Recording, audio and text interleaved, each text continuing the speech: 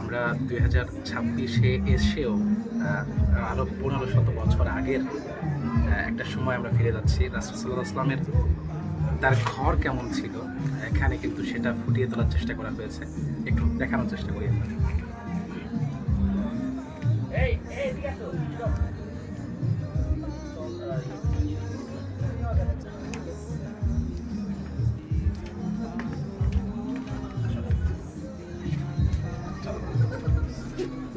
এখানে আরও একটি ঘর, ঘরের নমুনা আর কি।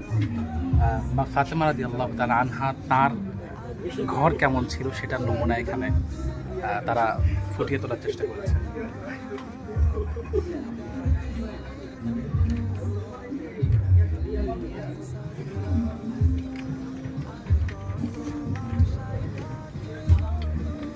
এবং সর্বশেষ রাসূল সাল্লাল্লাহু আলাইহি ওয়াসাল্লাম যে মেম্বারে দাঁড়িয়ে খুতবা দিতেন, দেশ পরিচালনা করতেন, সেই মেম্বারের একটা নমুনা তারা এখানে ফুটিয়ে তোলার চেষ্টা করেছে।